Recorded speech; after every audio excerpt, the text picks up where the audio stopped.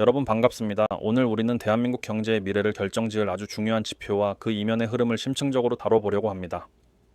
시장과 학계에서는 2026년 우리 경제가 다시 한번 도약의 발판을 마련할 것이라는 장밋빛 전망과 신중론이 교차하고 있습니다. 특히 눈길을 끄는 것은 일부 글로벌 투자은행과 민간 리서치 기관들이 제시하는 성장률 2%대 재진입 시나리오입니다. 비록 한국은행과 KDI 등 주요 기관들은 1%대 중후반의 보수적인 전망을 유지하고 있지만 우리 경제의 심장인 반도체와 AI 산업의 폭발적인 흐름을 고려할 때 2%라는 숫자는 우리가 반드시 주목해야 할 상징적인 목표가 되었습니다. 과연 2026년은 우리 기업들에게 어떤 기회의 장이 될지, 그리고 그 중심에 서 있는 구원투수들의 전략은 무엇인지 지금부터 하나씩 파헤쳐 보겠습니다. 먼저 2026년 경제 성장률 2% 달성 가능성에 대해 냉정하게 짚어봐야 합니다. 현재 한국은행은 2026년 성장률 전망치를 1.8% 수준으로 제시하며 조심스러운 낙관론을 펼치고 있습니다. 하지만 대외 여건, 특히 반도체 수출 호조가 예상보다 강력하게 전개될 경우 2.5%라는 수치는 충분히 가시권에 들어올 수 있다는 것이 시장의 분석입니다. 정부 역시 2026년 예산을 전년 대비 8%대 지출 증가라는 확장적 기조로 편성하고 국가성장기금을 통해 AI와 반도체 등 핵심 전략 산업에 대규모 자금을 공급할 계획을 세우고 있습니다. 이러한 정책적 뒷받침과 민간의 기술력이 맞물린다면 우리는 저성장 고착화의 우려를 씻어내고 새로운 성장 궤도에 진입할 수 있을 것입니다. 그 성장의 가장 강력한 엔진은 단연 반도체입니다. 2025년 사상 최대 수출 기록을 세운 한국 반도체는 2026년에도 그 기세를 이어갈 것으로 보입니다. 전문가들은 2026년 반도체 수출이 전년 대비 약 11% 증가한 1,880억 달러 규모에 달하며 또다시 역대 최고치를 경신할 것으로 내다보고 있습니다. 특히 주목해야 할 지점은 AI 서버와 데이터 센터 투자에 따른 고대 역폭 메모리, HBM과 DDR5 같은 고부가 가치 제품의 수요입니다. 삼성전자와 SK하이닉스는 이미 글로벌 AI 메모리 공급망의 핵심 주자로 자리 잡았으며 공급 제약 상황이 지속될 경우 제품 가격 강세가 이어져 기업들의 영업이익이 비약적으로 개선될 가능성이 매우 큽니다. 이는 단순히 물량을 많이 파는 것을 넘어 수익성 위주의 질적 성장이 본격화됨을 의미합니다. 반도체에 옮기는 관련 소재, 부품, 장비 기업들에게도 고스란히 전달될 것입니다. 대기업들의 대규모 설비 투자가 실질적인 매출로 연결되면서 소부장 생태계 전반의 펀더멘털이 강화될 것으로 기대됩니다. 정부가 추진 중인 반도체 클러스터 구축과 세제 지원책은 이러한 민간 투자의 마중물 역할을 하며 2026년을 기점으로 국내 반도체 생태계가 한 단계 업그레이드되는 계기를 마련할 것입니다. 기업들 입장에서는 실적 개선과 함께 밸류에이션 재평가, 즉 코리아 디스카운트를 해소할 절호의 기회를 맞이하게 되는 셈입니다. AI 산업 역시 2026년 우리 경제의 핵심 키워드입니다. 이제 AI는 단순한 기술 트렌드를 넘어 산업 현장의 생산성을 결정짓는 실질적인 도구가 되고 있습니다. 제조 공정의 스마트화부터 자율주행, 로봇 서비스에 이르기까지 AI 솔루션이 접목되면서 노동 생산성의 획기적인 향상이 기대됩니다. 이는 인구 구조 변화라는 우리 경제의 하방 압력을 상쇄할 수 있는 가장 강력한 무기입니다. 특히 정부가 주도하는 미래차, 로봇, 바이오 분야의 자금 공급 계획은 기업들이 AI를 기반으로 한 신사업에 과감히 도전할 수 있는 든든한 배경이 되어줄 것입니다. 수출의 또 다른 축인 자동차 산업을 살펴보겠습니다. 2026년 한국 자동차 수출은 전기차와 하이브리드 차량을 중심으로 사상 최고 수준에 근접할 것으로 전망됩니다.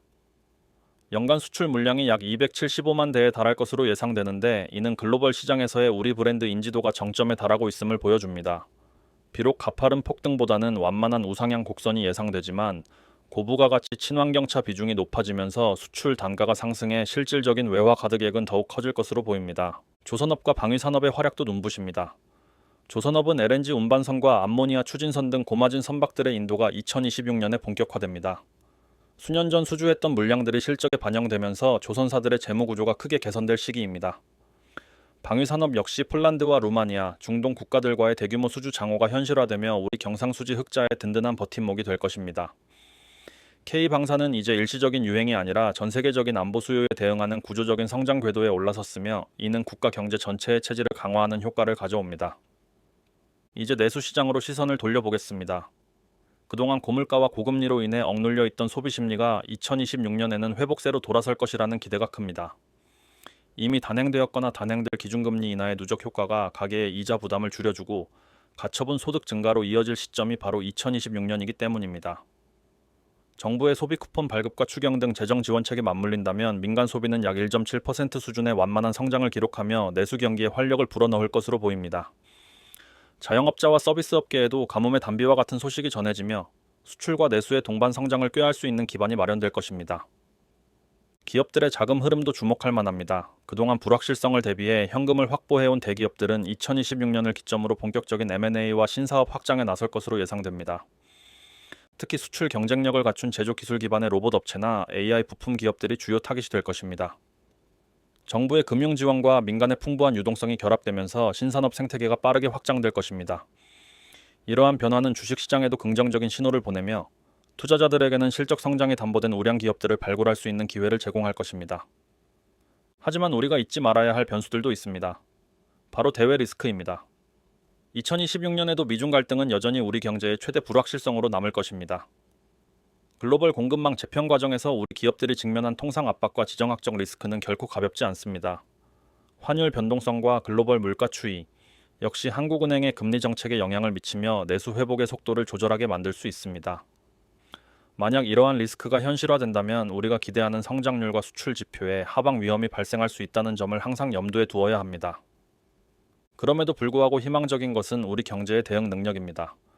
수차례의 경제 위기를 겪으며 우리 정부와 기업들은 공급망 다변화와 핵심 기술 내재화라는 강력한 면역력을 길러왔습니다. 특정 국가에 대한 의존도를 낮추고 독보적인 기술력으로 시장을 리드하는 전략은 2026년의 거친 파도를 헤쳐나갈 든든한 닻이 되어줄 것입니다. 정부 또한 외교적 역량을 총동원해 리스크를 최소화하고 우리 기업들이 공정한 운동장에서 뛸 수 있도록 지원을 아끼지 않고 있습니다. 결론적으로 말씀드리면 2026년은 우리 경제가 단순한 회복을 넘어 새로운 도약을 준비하는 중요한 시점이 될 것입니다. 2%라는 상징적인 성장률 수치를 향해 반도체와 AI가 앞장서고 자동차, 조선, 방산이 뒤를 바치며 내수 소비가 활기를 되찾는 선순환 구조를 기대해 볼 수 있습니다. 물론 앞서 언급한 리스크들이 존재하지만 철저한 준비와 과감한 투자로 무장한 우리 기업들에게는 대박이라 불릴 만한 밸류에이션 재평가의 기회가 열릴 가능성이 높습니다. 이제 우리는 이 변화의 흐름을 어떻게 활용해야 할지 고민해야 합니다. 투자자는 수출 지표와 금리 추이를 면밀히 살피며 포트폴리오를 점검해야 하고 기업들은 AI 전환이라는 거대한 파도에 올라타 경쟁력을 강화해야 합니다. 2026년의 기회는 흐름을 읽고 선제적으로 대응하는 이들에게 돌아갈 것입니다.